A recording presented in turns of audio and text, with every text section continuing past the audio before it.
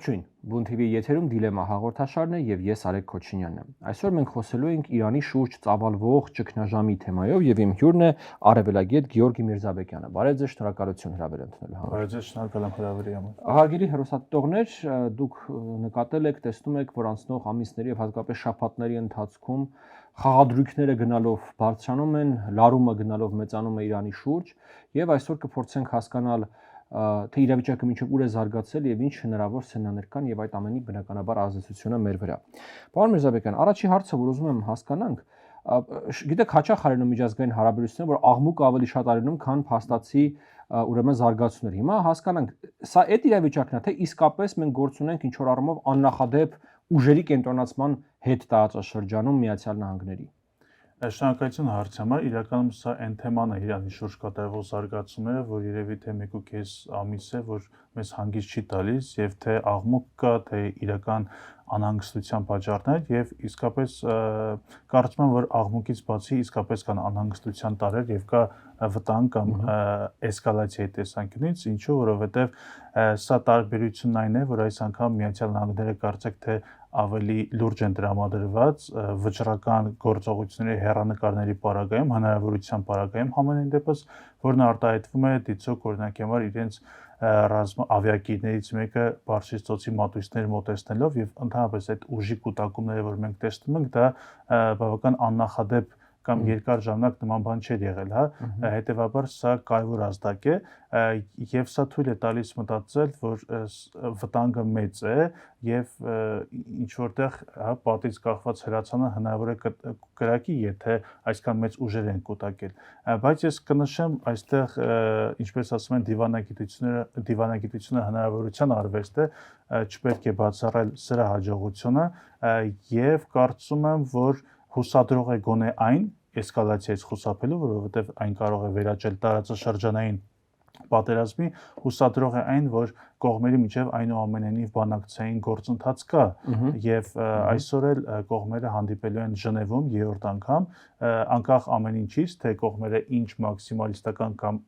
մինիմալիստական մոտեցումներով են հավաքվում, այնուամենայնիվ բանակցությունները իրենք արդեն իսկ դրական են։ Շատ լավ, բայց այս բանը երևի թե շատ կարևոր է ֆիքսել, որ փաստորեն մենք գործ ունենք միաժամանակ ծավալվող երկու գործընթացի հետ, ինչպես դուք նշեցիք։ Մեկը դա այդ ուժեր կենտրոնացնելու process-ն է, որը օրինակ ես տեսա մասնագետներ կան, խոսում են ծավալները համեմատել են Իրաք ներխուժման նախորդային ուժերի ծավալմանին, բայց դրան զուգահեռ օրինակ կա այն ինչը որ չկար Իրաքի դեպքում, այսինքն կա այդ ռեժիմի հետ բանակցային գործընթաց, որտեղ այն ժամանակ մենք հիշում ենք, որ հստակ որոշում էր կայացված, որ Սադամից պետքա ուրեմն ազատվել եւ ոչ մի բանակցելու բան չկար այլևս սղան։ Հիմա այստեղ փաստորեն բանակցություններ կան եւ դա ինչ որ առումով հույս արթնացնում է։ Երկրորդ բանը, որ ուզում էի քննարկենք, այս ամեն ինչը բնականաբար տեղի չի ունենում վակուումում, երբ որ կան միայն Միացյալ Նահանգները եւ Իրանը։ Կան բազմաթիվ պետություններ եւ տարածաշրջանում եւ համաշխարհային մակարդակի, որոնք որ ամենաուղիղ ներգրավվածությունը ունեն։ Եթե դեմ չեք, սկսենք Թուրքիայից։ Ինչու՞մն է թուրքական դիրքորոշումը, որը ՆԱՏՕ-ի անդամ պետություն է, պետքավոր լիներ Միացյալ Նահանգների դաշնակից է հարցում։ Այո, բայց Թուրքիան բացի ՆԱՏՕ-ի անդամից եւ Միացյալ Նահանգների դաշնակցից մենք նույնպես շատ լավ գիտենք, որ ունի շատ շահեր եւ ավելի մեծ նկարտումներ եւ շահեր ունի տարածաշրջանում, քան միայն այդ անդամակցությունն է ՆԱՏՕ-ին։ Թուրքիան իսկապես շատ հետաքրքիր դեր է զբաղեցնում եւ դիրքորոշում ունի։ Նա այս առումով հանդես է գալիս որպես ոչ միայն կողմ, որը չի ցանկանում էսկալացիա, այլ նաև գործոն ջանքերով փորձում է միջնորդի դեր ստանձնել։ Իմ գնահատումով, եթե համեմատենք Պարսից ծոցի այլ երկրների հետ, ովքեր որոնք էլի ազդեցիկ են, որոնք Միացյալ Նահանգների դաշնակիցն են, թեև ՆԱՏՕ-ի անդամ չեն, բայց նրանց մոտ գտնվում են տարածաշրջանի ամենամեծ ռազմաբազաները Քաթար, Սաուդյան Արաբիա, այո, Քաթար, իսկ միջև այդ Սաուդյան Արաբիայում էլ այնուամենայնիվ իրենց ազդեցիկությամբ միջնորդական դերի առաքելությամբ կարծում եմ Թուրքիան գերազանցում է եւ ավելի ազդեցիկ է Միացյալ Նահանգների մոտ, քան այն երկրները։ Համեմատության կարգով եմ ասում, ոչ թե իմ ընկալմամբ այդպես է, եւ Թուրքիան իսկապես թեպետ սեղանին չի ներկայացվում որպես միջնորդ, բայց իր խոսքերը, այսինքն մեսիջների տեղափոխման ազդեցիկ են թվում, ինչով մենք կարող ենք նման եզրակացություն անել, որովհետեւ Թուրքիան ձեռնտու չէ բնականաբար էսկալացիա եւ նա փորձում է ավելի այնպես անել, որ գործընթացը գնա բանակցային փուլով եւ հեշտ արդյունք գրանցվի։ Հեշտ արդյունքը որն է? Հեշտ արդյունքն այն է, որ այն բազմաթիվ պահանջները, որոնք որ միջև այդ Միացյալ Նահանգները եւ նաեւ Իսրայելը դրվում էր, հուսամ նաեւ առիթ կլինի խոսել, նրանք փորձում են մանրացնել եւ ֆիքսվել մեկ կարևոր խնդրի վրա, այսինքն այն գլխավորը, որը որ հետաքրքրում է հուզում է Միացյալ Նահանգներին։ Դա միջուկային զենքն է։ Միջուկային ծրագրի հարցն է, որը ներառում է միջուկային զենքը։ Իդեպ միջուկային զենք ունենալ չունենալու համար դա միակ հարցն է, որտեղ որ Իրանը եւ Միացյալ Նահանգները ունեն հստակ մոտեցում։ Չպետք է լինի։ Թե ինչպես չպետք է լինի, այստեղ կան լիքը բազմաշերտ հարցեր։ Եկեք մի հատ դրանք մանրամասնենք։ Եվ մենք կանդրադառնանք, բայց Թուրքիայի մոտիվացիային, Թուրքիան ասում է, որ պետք է կենտրոնանալ միայն մեկ հարցի վրա, այսինքն չկենտրոնանալ բալիստիկ հրթիռների հեռահարության, պրոքսի ուժերի, աջակցել չաջակցելի, որովհետև դրանք այդ խմորը կարող է շատ ջուր ծեծել,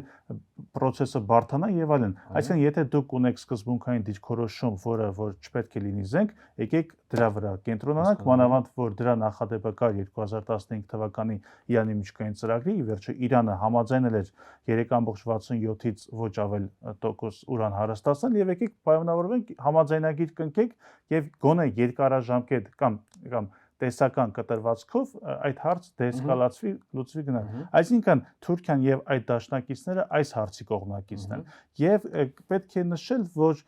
այս հարցում կարծեք թե 3 հանդիպում է արդեն եղել, եթե սա էլ չհաշվենք, նեղություն սայլ հետը այս վերջին շրջանի եւ ըստ երևույթին կողմերը հենց այդ հարցի շուրջ են պայմանավորվում։ Այսինքն փորձում են կենտրոնանալ այդ հարցի շուրջ, բայց ինչպես խոստացանք, որ այդ հարցը կքննարկենք, իրականում այս ցանկացած հարց նաեւ այս գլխավոր հարցը ունի բազմաշերտեր, որտեղ օրինակ Իրանը ասում է լավ, ես չեմ ուզում միջուկային զենք, հաստատ հայտարարել եմ, այդպես է, բայց դրա դիմաց նա պահանջում է, որպեսզի սանկցիաները հանվեն։ Հիմա դա արդյոք դա այն գինն է, որը Միացյալ Նահանգները պատրաստ է բոլոր պատժամիջոցները հանել կամ ինչպես պետք է հանվի այդ հերթականությունը, դա էլ չէ process։ Այսինքն այստեղ կան բազմաթիվ խնդիրներ։ Միջուկային ծրագրի հետ կապված ես ոնց հասկանում եմ, այնտեղ մի քանի հարցեր կան, մեկը նա է, թե արդեն իսկ հարստացված ուրանի հետ ինչ պետք է արվի։ Երկրորդ հարցը կարողություններ պետք է լինեն ուրան հարստացնելու, թե չէ։ Ճիշտ եմ հասկանում։ Հիմա այդ երկու հարցերի վերաբերյալ Իրանի դիրքորոշումը ո՞րն է։ Տեսեք, իրականում մենք իրական չգիտենք, թե փակ դռների հետևում ինչ է քննարկվում, այսինքն Միացյալ Նահանգների ուզածը մեծ հաշվով հիմա այն է, որ Իրանը այդ ընդհանրապես ուրան չհարստացնի, թե ուրան հարստացնի 2015 թվականի օրինակով։ Այսինքն, որը որ միայն կբավարարի եւ պետք կլինի քաղաքացիական նկատառումների համար։ Որպես վառելիք ատոմակայանի համար։ Այո, օրինակ 2015-ին ասում եմ 3.67%-ից ավել, այո, Իրանը չպետք է հարստացնել։ Տեխնոլոգիան պետք է ունենա։ Եվ Իրանը դրա հետ օքեյ էր, որտեղ սանկցիաների հանման մասին խոսքը եւ այլն։ Հիմա Միացյալ Նահանգները հունվարից սկզբից առավելապաշտական, այսինքն պլան մաքսիմում դրել էին, որ Իրանը ընդհանրապես պետք է անգամ այդ 3-ու դա իրենք անորոշ էին թողել, այս հետագա ընթացքը թողել էին բանակցություններին։ Իրականում ըստ իս Միացյալ Նահանգների համար այդքան սկզբունքային չէ, որ Իրանը, այսինքն իրենց համար լավ է, սկզբունքային չէ, որ Իրանը ընդհանրապես ուրան չհարստացնի։ Սա սկզբունքային է կարծում եմ Իսրայելի համար, որի համար անգամ 1%-ը վտանգ է ներկայացնում։ Հետևաբար այստեղ նույնպես մենք չգիտենք իրականում փակ դռների հետևում Միացյալ Նահանգների ի վերջո նման պայման է դնում, որ դուք ընդհանրապես պետք է չհարստացնեք, թե ի վերջո թողնում է նման հավանականություն։ Որ հարստացնելու հնարավորություն ունի մինչև վառելիք ատոմակայանի համար։ Այո, բայց գիտեք, այստեղ էլ հարց է։ Իսկ ներեք, այս պայությամբ Իրան քանի տոկոս հարստացված ուրան ունեն։ Բոլորը, այսպես ասած, միջազգայինները նշում են, որ 60%, եւ Իրանը անցել է ամենաբարդ եւ ամենավտանգավոր շեմը Արևմուտքի, որովհետեւ ինչպես ես մասնագետ չեմ, բայց ինչպես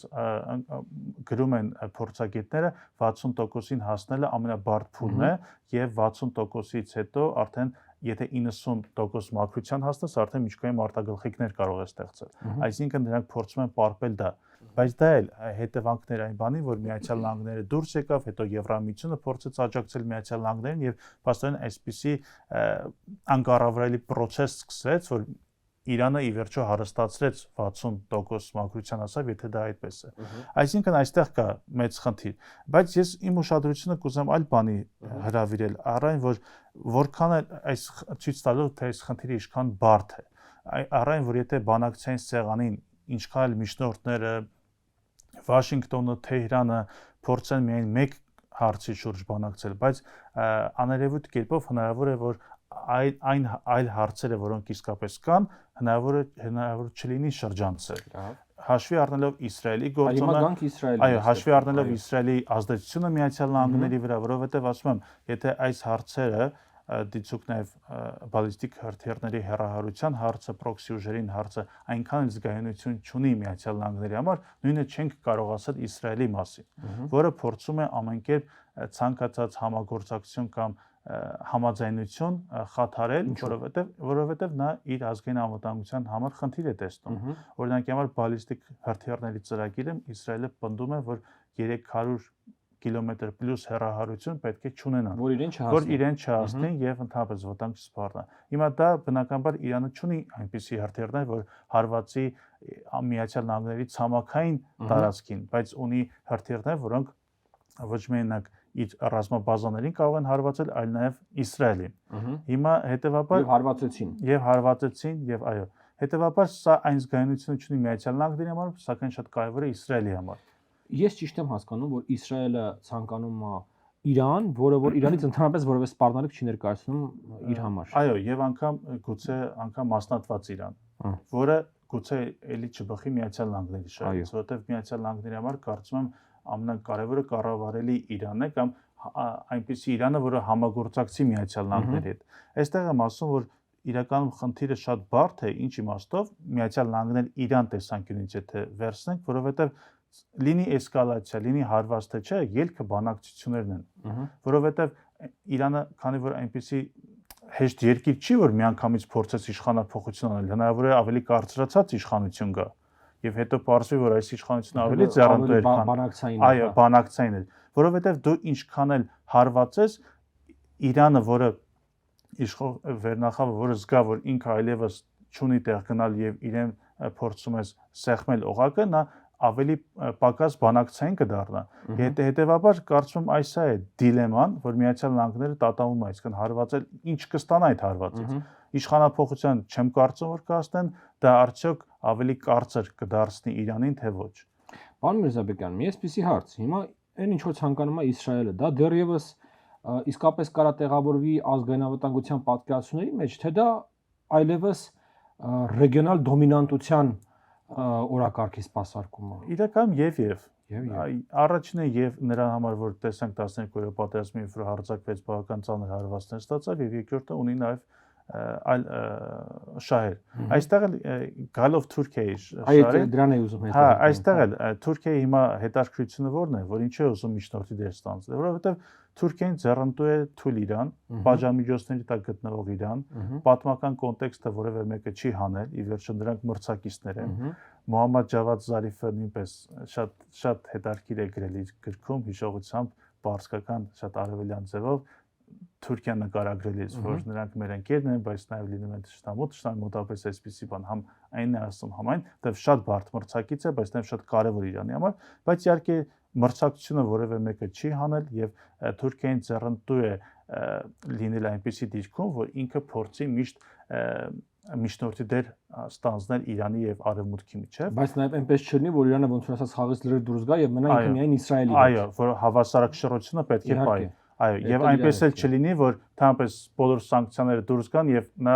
ձեռնոցն է դի Թուրքիային, հա, տարածը, ինչպես ասենք հեղափոխությունից առաջ։ Այս էլ կա եւ երկրորդն էլ այստեղ Թուրքիա եւ Սիրիայի շահերը լրիվ հակասում են, որովհետեւ եթե Իսրայելը կարծում եմ ի տարբերություն անգամ Միացյալ Նահանգների շահագրգռված է Իրանի հետագա մասնատմամբ եւ աճով, այսինքն նման նպատակներ կարծում եմ ըստիս գուցե դնում են, ապա սա նշելով ելնելով այն բաներից, որ մենք նշեցինք, Թուրքիան ընդհանրապես ձեռնտու չէ, որովհետեւ նույն վտանգները իրենց մոտ են տարածվում հարց եղել։ Դրանի կներեք, եթե գումարենք Սիրիայում կամ այլ շրջաններում հակասությունները Իսրայելի հետ ուղղակի լրիվ իրարամերժ դիրքորոշում։ Պարոն Միրզաբեկյան, իսկ օրինակ նշեցիք, որ Իսրայելի համար ձեռնտու տարբերակ կլինի Իրանի մասնատումը, իսկ ռեժիմի փոփոխության պարագայում, օրինակ եթե այսպես տեսականորեն խոսքը գնում է շահի ռեժիմի վերագնման մասին, Իսրայելի համար դա ավելի ձեռնտու տարբերակ չէ, քան մասնատումը։ Ես մասնատումը նաև առաջին հերթին դա նկատում էի, Ոչ թե աշխարհագրական մասնատում նկատում չէ, ռեժիմի փոփոխությունը առաջին հերթին կարծում եմ, որ ավելի շահեկան է, այո։ Դե որովհետև իրենք շահի որդու հետ, որը որ թագաժառանգ էր իբրև իրեն ներկայացնում, իրենք անգամ հանդիպումներ են ունենում եւ այլն։ Այսինքն Իսրայելի տեսանկյունից բավական պետք է իշխանապողություն գերնպատակը եւ այնպիսի Իրան, որը բավական լոյալ լինի կամ համագործակցության։ Միացյալ Նահանգների մոտեցումները ըստ իս մի փոքր այլ ավելի մեղմ են։ Ավելի մեղմ է, որովհետև դե իր մասշտաբները եւ շահերը լրիվ ուրիշ են։ Պարոն Միրզաբեկյան, մի պետություն Իրանից արևելք ավելի, որը մահմեդական աշխարհի միակ միջուկային պետությունն է, Պակիստան։ Պակիստանի դիրքորոշումը այս թեմաների շուրջ ինչ է։ Իրականում Պակիստանի դիրքորոշումը կարծում եմ ինքը շատ ներգրավվածություն տեսանելիորեն չունի։ Այն իմաստով, որ ինքը ունի իր խնդիրները Հնդկաստանի հետ եւ փորձում է իր անվտանգային միջավայրը հարստացնել, օրինակ եմար Սաուդյան Արաբիայի հետ ռազմական պաշտպանական պակտի մեջ մտնել։ Իդեպս այլ հարցերը առաջացրեց, այսինքն սաուդցիներին ինչու էր պետք Պակիստանի հետ այդ պայմանագրի մեջ մտնել, երբ որ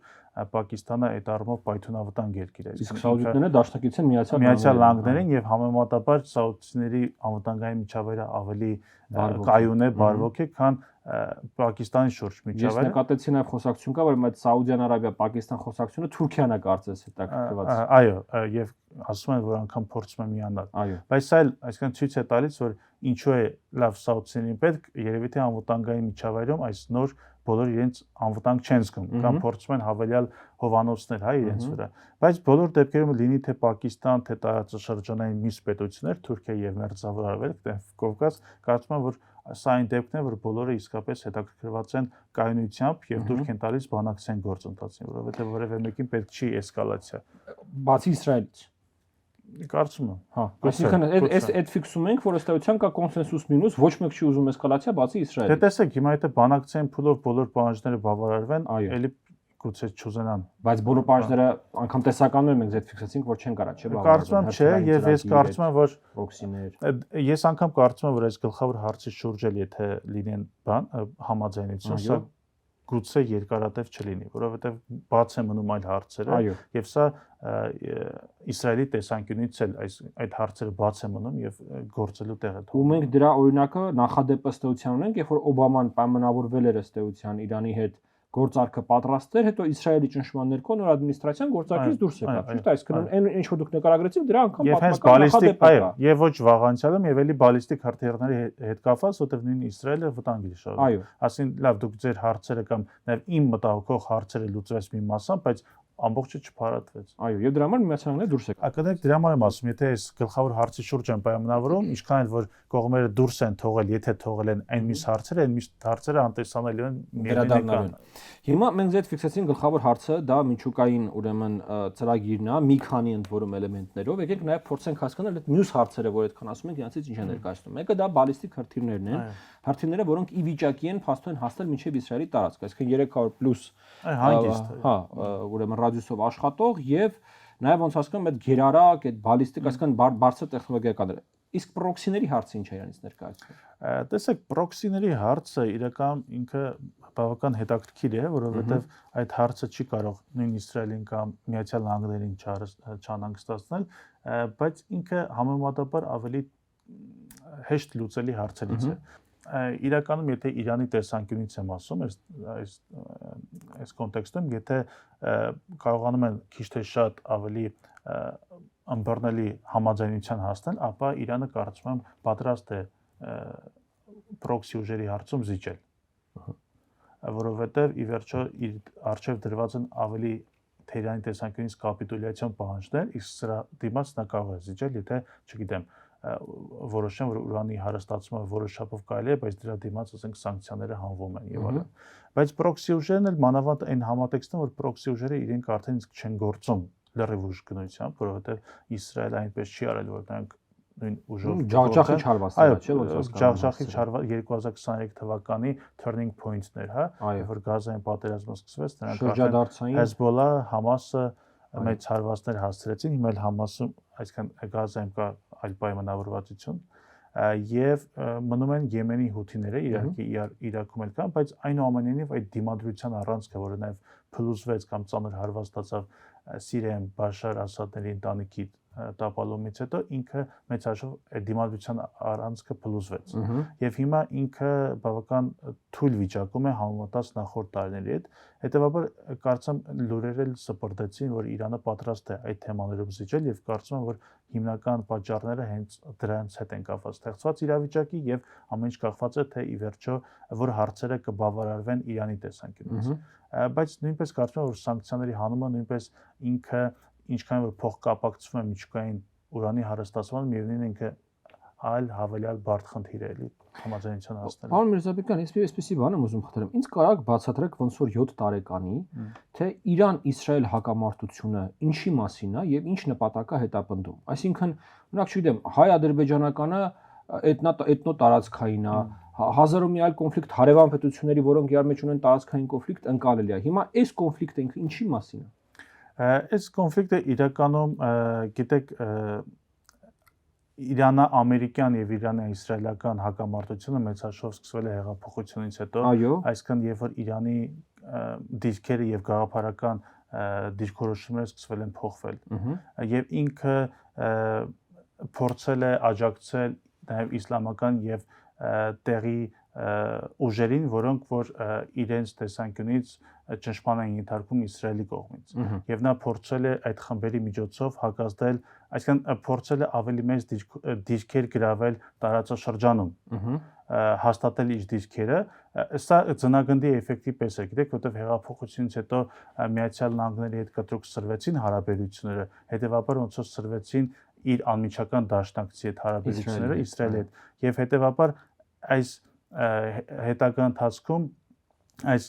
գեոպոլիտիկ շահերի ծնունդ էին ի վերջո օրինակ համար Հեզբոլլահը կամ Համասին աջակցելը, դա 82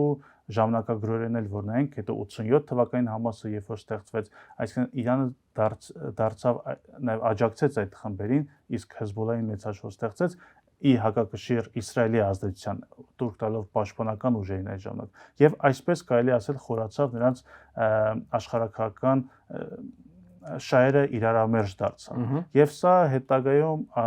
ավելացավ երբ որ արդեն սկսեց Իրան Միացյալ Նահանգների այսինքն Իրանի շուրջ օղակը սեղմվել այստեղ արդեն խոսք գնաց պոտենցիալ միջուկային ծրագրի մասին դեպի միջուկային ծրագիր Իրանը ուներ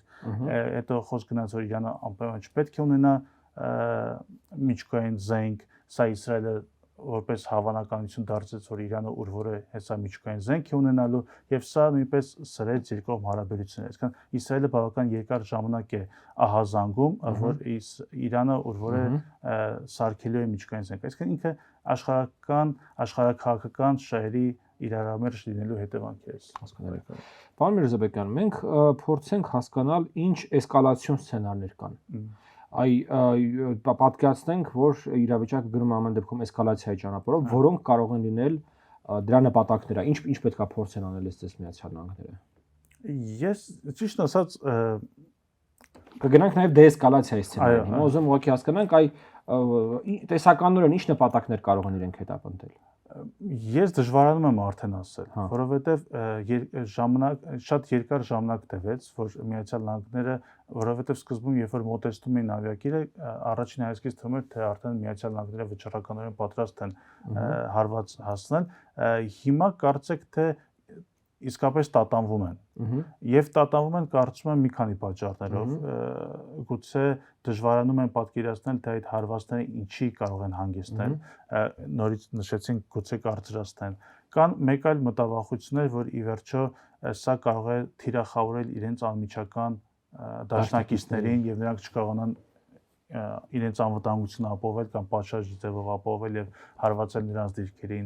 Գուցե որ էսկալացիայի դեպքում կարող է փակվել Հորմուզի նեղուցը, հենց ոչ թե միտումնավոր անգամ Իրանի դեպքում, այլ թամապես խցանում ստեղծվի եւ այդ նորից հարվածը դաշնակիցների շահերին, կամ գուցե դաշնակիցները այդ թվում Թուրքիան բավական մեծ ազդեցիկ են, որ կարողանում են կանխել այդ հարվածը։ Այսինքն մի փոքր անորոշ իրավիճակ է եւ տպավորություն է անգամ, որ Թրամփը կարծեք թե ավելի վճռական քայլի է դիմել, մեծ ուժեր դիմակ կուտակելու տարածաշրջան, բայց հիմա չգիտի թե ինչպես վարվել։ Եվ սպասում է, այսինքն անհասկանալի է, սպասում են բանակցային գործընթացի իսկապես որ ինչ որ զիջում գործեն, թե իսկապես նրանց համար դա կարևոր չէ, այլ միևնույն է հարվածել են։ Բայց ինչքան որ ժամանակը անցնում է, կարծում եմ որ Միացյալ Նահանգների խնդիրը բարդանալու է, եթե իրենք ասենք հարվածեն։ Ինչու որովհետև հիմա խոսք է գնում որ Իրանը փորձում է գերժամանակակից զենքեր գնել Չինաստանից կամ Ռուսաստանից, այսինքն դիմադրողականությունը բարձրանում է։ Հետևաբար անհասկանալի է թե ի վերջո Միացյալ Նահանգների նպատակները որոնք են եւ նույնքան անհասկանալի է թե բանակցային գործընթացով ինչի կարող են կողմերը հասնել։ Ու ոնց հասկանում ամերիկացիները սպայն նաև չունեն եվրոպացիների աջակցությունը։ Չէ, գիտեք, իրական եվրոպացիները ինչ որ իմաստով բարթացրին գործընթացը եւ նաեւ այսինքն Իրան ԵՄ երկուստեք բարթացավ գործընթացը, որ իրենք իսլամական հեղափոխության պահապանների կորպուսը ճանաչեցին ահաբեկչական եւ նույնն էլ իրենց զինված ուժերը։ Ես կարծում եմ, որ սա անիմաստ բարթացավ իրավիճակը, որովհետեւ եթե բանակցում են Միացյալ Նահանգները եւ Իրանը, նրանք պետք է նային տեսնեին, թե իրենք այս հանդիպան բանակցային ելքը ինչպես են ընդհանրապես այդ թնջուկը։ Ամեն դեպքում եվրոպացիները այդ սեղանի շուրջ չեն։ Չեն, բայց իրենք աջակցում են, այսինքն Միացյալ Նահանգներին, անգամ երբ որ գիտեք, երբ որ Միացյալ Նահանգներն Դոնալդ Թրամփը դուրս եկավ 2018-ի միջուկային ծրագրից,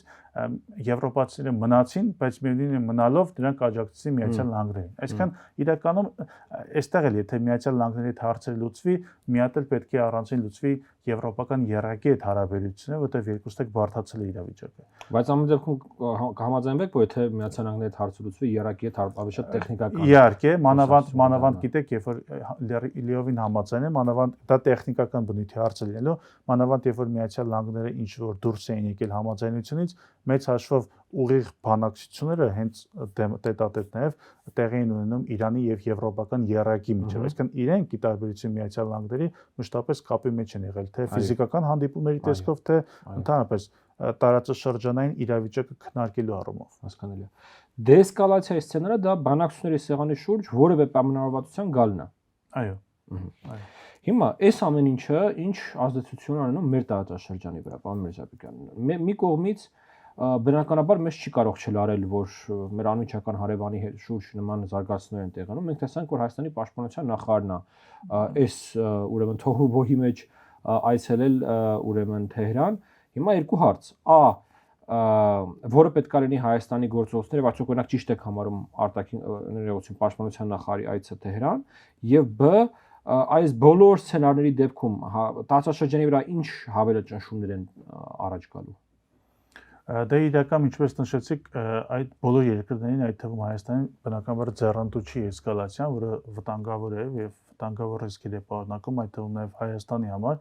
Հայաստանը այստեղ կարելի ասել երկու քարի արանքում է, այն իմաստով, որ համ շատ լավ հարաբերություններ ունի Արևմուտքի հետ, Միացյալ Նահանգների հետ, հաշվի առնելով բոլոր պայմանավորվածությունները, այդ թվում նաեւ Իրանի հետ։ Հետևաբար այս առումով ես կառանձնացնեի, որ Պապիկյանի այցը դիցուք չի դիտարկի այս այո թայմինգը ժամանակամիջոցը շատ կարևոր էր եւ գուցե նաեւ դրանով էր պայմանավորված, բայց ի վերջո կողմերը երկար ու բարակ խոսելիք ասելիքներ ունեն, մտքերի փոխանակություն կա, որը որ ոչ պակաս կարևոր է, որովհետեւ վաղուց քննարկվում է ռազմավարական գործընկերության այո երկու կողմերի միջեւ եւ երկրորդն էլ պետք չէ բոլոր հարցերը դրա հետ կապել, որովհետեւ երկուստեք կան խորհրդակցությունների կարիք, դիցուք ունակ թրիփը ինչու ինքը պակաս ծրագիր է, որի շուրջ նորից պետք է քննարկումներ կազմակերպել, կարծեմ դրանից հետո Բարսասիջան պաշտոնյաների միջև հայրենական չի եղել նման խորհրդակցություններ։ Վենսի այցից հետո Վենսի այցից հետո չի։ Իսկ դա նոր իրողություն է։ Այսինքն ինքն էլ առիթ է, այսինքն միայն պայմանավորված չէ այդ զարգացումներով, իսկ զարգացումների հետ կապված կարծում եմ Հայաստանի դիրքորոշումը շատ պարզ է, ինչպես նաև թրիփի հարցում, որ պետք է լինի նախ զարգացումների մասով մենք դուրք ենք տալիս կայունությանը, իսկ թրիփը, որ չի վնասում այս կամ այն երկրների շահերին, մանավանդ այս մեկ այլ երկրի հետ համագործակցություն չի վնասում։ Այսինքն խորհրդակցությունն ինքը պետք է փարատելու նաև դիմացինի մտահոգությունները, իսկ ինչպես գիտենք, որ Իրանը մշտապես ունեցել է մտահոգություններ եւ կարծում եմ ճիշտ էր այս թայմինգը օգտագործել եւ նաև այդ ուղերձները։ Իհարկե ենթադրում ենք, որ հենց նաև հայկական կողմը ժամանակ է անցկացել նաև այս մտահոգությունները փարատելու հարցում։ Մենք երբևէ ինչ է կարծում, ունենք հնարավորություն կամ նույնիսկ դա պետք է թե պետք չի փորձել որոշակի միջնորդական հանգրվան, չգիտեմ, առաքելություն փորձենք անել, որտեղ ինչպես դուք նշեցիք, մենք շատ լավ հարաբերություն ունենք եւ Իրանի հետ եւ Միացյալ Նահանգների հետ։ Գիտեք, իրականում շատ սիրուն եւ բան կանչի, եթե ասենք մենք պետք է կամուրջ հանդիսանանք, իհարկե շատ լավ կլիներ, բայց չեմ կարծում, որ նման հնարավորություն կա։ Իհարկե հնարավոր է, որ ինչ որ ձևով, չգիտեմ, Ադրբեջանի բարակամ ինչպես է, երբ որ դրանք Թուրքիայի եւ Իսրայելի միջև փորձում էին հարթակ հանդիսանալ, բայց այնուամենայնիվ այդ երկու պետությունները եւ հաշվի առնելով նրանց հակամարտությունը համադրելի չէ Թուրքիայի եւ Իսրայելի միջև եւ կշիռները աշխարհակական մի փոքր տարբեր են, հնարավոր է ինչ որ պաշտոնյաների միջև հնարավոր ինչ որ հանդիպում, բայց կարծում եմ դա տեղային ինչ որ բնույթ կլինի, եթե լինի, բայց որպես կամուրջ կարծում եմ Հայաստանը չի կարող հանդես գալ, որտեվ այսքան այդպիսի դերակատարում ստանձնում են Պարսից ծոցի երկրները, Թուրքիան եւ այդ նշանակությունը լինենք անկեղծ չունի Հայաստանը, բայց դա չի նշանակում, որ Հայաստանը կարևոր երկիր չէ իրենց համար եւ իրենք էլ Հայաստանի համար եւ կարծում եմ կառուցողականությունը, թափանցիկությունը, ազնվությունը քաղաքականության մեջ ներկայացնելու դիրքորոշումները եւ ճիշտ տալը, որ այս ռազմավարական փաստաթուղթը քո դեմ չէ եւ այս քո հետ փաստաթուղթը նրա դեմ չէ, այդ թափանցիկությունը շատ կարևոր է։ Դա էլ եթե մենք անենք հաջողությամբ, դա բավարար է։ Այսինքն մեր նպատակը կարծում եմ պետք է լինի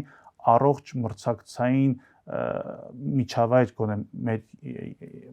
ինչ որ կախված է մեզնից այդպիսի պայմաններ ստեղծել, հա, օրինակ կոմունիկացիաների առումով։ Հա,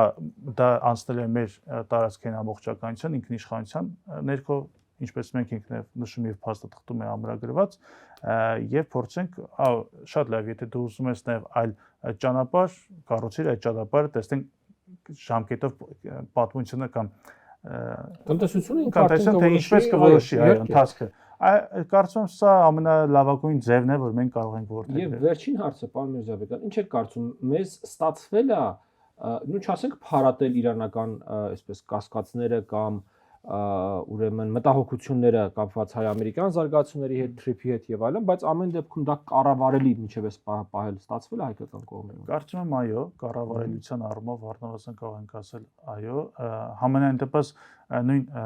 Պապիկյանի այցը մենք տեսնում ենք, որ Հայաստանը ինքն է նաև պատրաստական մեկնել եւ այդ մտահոգությունները փարատել։ Այսինքն մենք բավական պրոակտիվ ենք եւ վերջին շրջանում երբ որ տեսնում ենք Երևանի դիրքորոշումը, այդ պրոակտիվությունը շատ գովելի է։ Այսինքն փորձել կողմերի միջև ակտիվ երկխոսություն, սա կարծում եմ, որ վստահության մակարդակը բոլոր կողմերից ել ավելի է բարձրացնում։ Փարատել չեմ կարծում, որ ամբողջովին հնարավոր է, ոչ միայն Իրանի տեսանկյունից, այլ ցանկացած երկրի, որը ունի մեկ այլ երկրի հետ նման լուրջ խնդիր,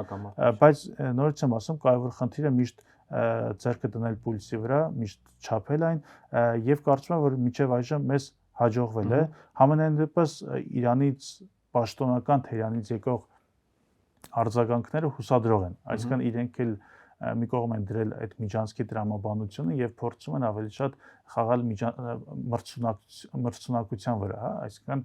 իրենք էլ